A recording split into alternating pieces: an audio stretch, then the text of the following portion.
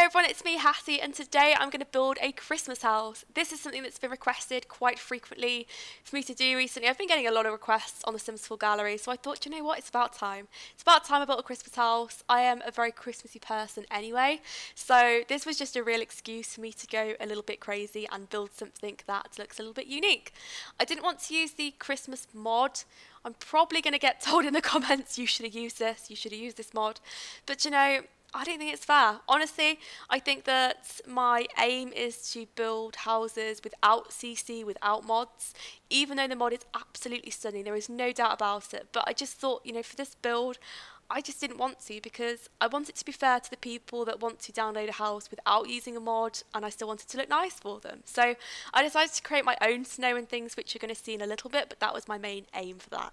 Even though I have seen some absolutely phenomenal creations used with the mods, I still think, you know, it just wouldn't be fair, and that was my aim for this channel in the first place, so that's what I'm going to stick to.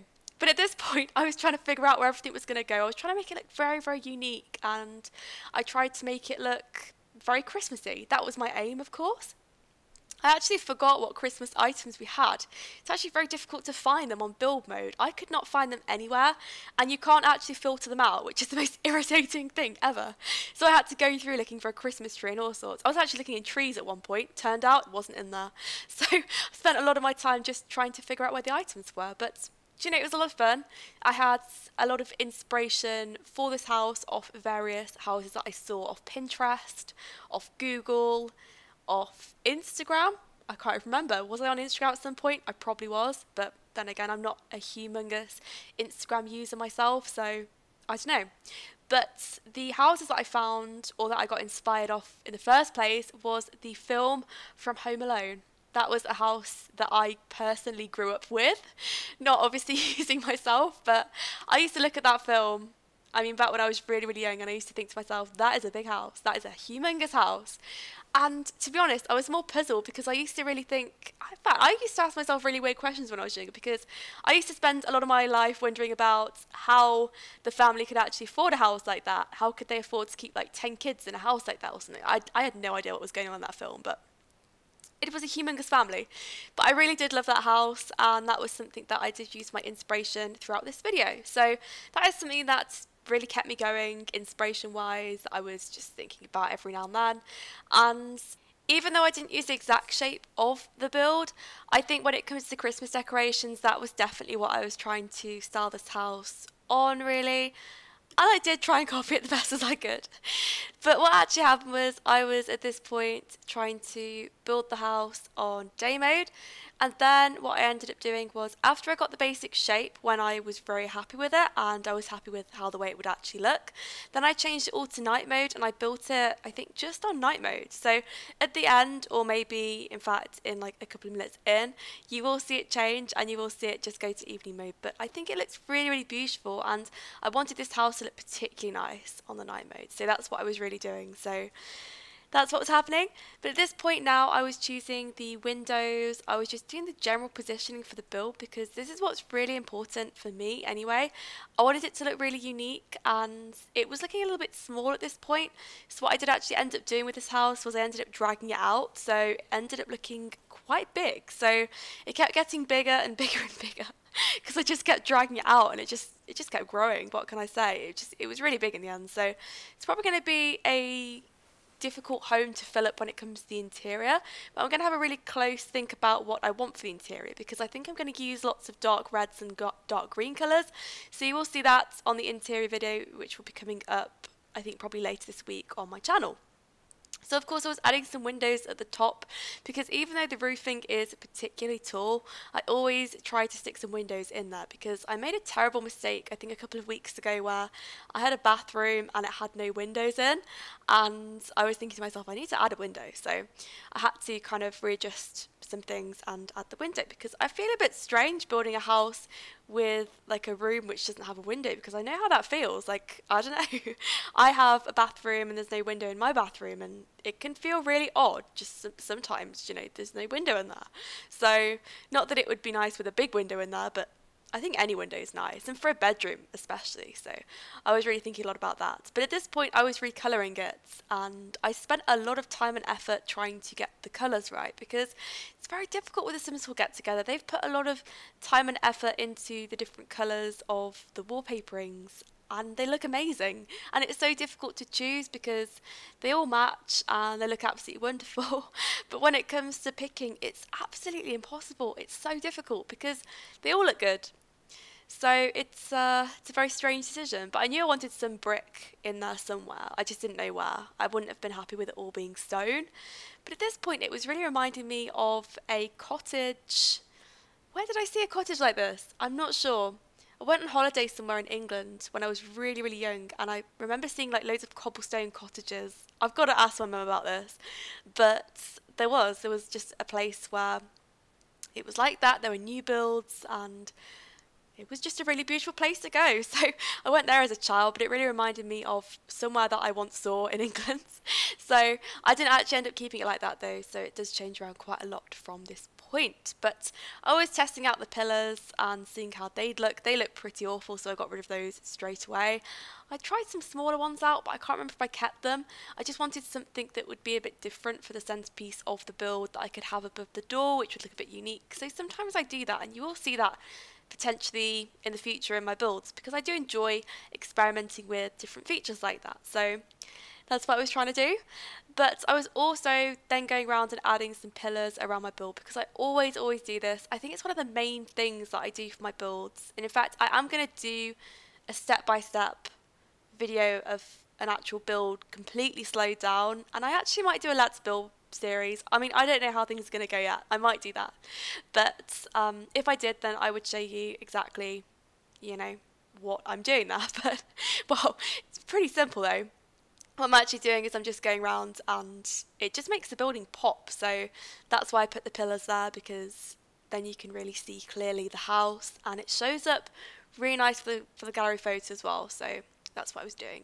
And at this point I was mixing some ivy together. I really want to carry on doing this kind of mixed and match style. I think that it really does look actually quite realistic. It looks quite natural, and I just think it looks really cool. So I put as much of that in the build as I could, and I think it looks really nice. So I will be doing that in my later builds as well, and you'll be seeing that.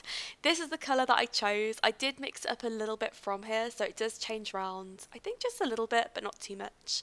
So you'll be seeing that in a little bit. But then I was trying to change the colours a little bit around the sides, because I was feeling like it was too brick. And when something's too brick, I don't know, it just kind of frustrates me a little bit. So I like a little bit of texture in there somewhere. So I just tried to make a mix between brick and stone. So that's what I was doing as well. And I just thought the white looked absolutely gorgeous. I don't know what it was, but I was feeling the white, so went for a bit of white there too. And of course I was experimenting with some doors and really changing it round a little bit, but I did actually leave that door in, so even though I might change it round from this point as well, I was still experimenting about the different things that I could potentially put up there, because I wanted a really special centerpiece for the build. I always try and make my own, or make it a little bit unique to the windows that we just get normally, so it was actually very difficult to kind of make my own style here. So what I actually decided to do was I used an archway, and I moved the roofing back a little bit, so you'll be able to see that, and that is pretty much what I went with. So it actually looks like an arch window or something, but I think it looks really, really special, and it looks particularly nice at night. So I was really happy with that, and I will be using it again at some point in one of my next builds. I'm not really sure when I will, but I think that next time I'll try it in a different colour, so maybe I'll go with like a more darker colour or something, so we'll see what happens there.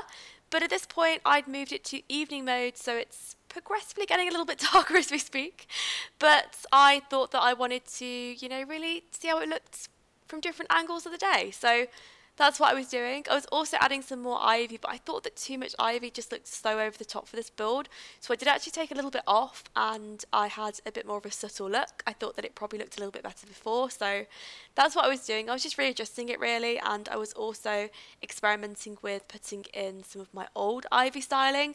So that's what I was doing as well, and I was just seeing how it looked as a general kind of building. So it was nice, and I was happy with it. I liked the contrast between the white and the brick. I think it looks really nice and really special, so that's what I was thinking about. I was then adding the Christmas decorations. It's probably about time, isn't it? It's like 10 minutes in. I mean, it should be should be adding the Christmas decorations round about now.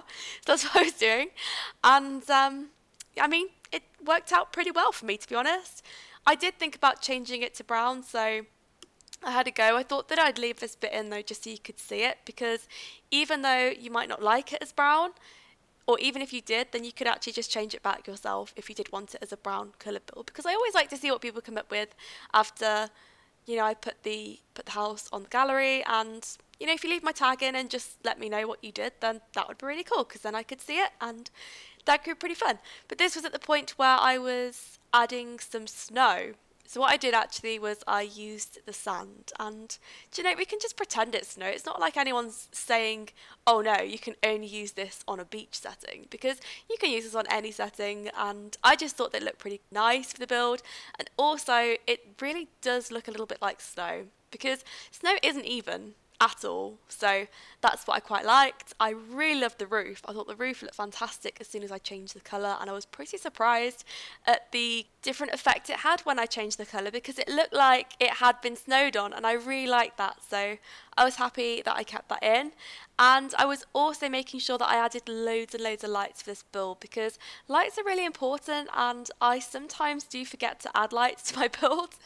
But I mean, not all the time. Even if it's not on the video, sometimes it will actually be on the house. But this house, I wanted to make a huge deal out of the lights, because the other houses in this particular neighbourhood, even though they are lit up at night, they're not that bright. But this one, I just wanted it to sparkle. I wanted it to absolutely shine brighter than any other build that I've made before, and I did want this to really stand out, and the lights were a humongous part of this build, so I used a lot. I really did, but I wanted it to be really bright, so that's what I decided to do. And if you do take some of the ivy off, if you aren't particularly fond of the ivy but you still like the build, then you will probably find some lights hiding behind there. But of course you can get rid of them if you want to, and you can do whatever you like with that area.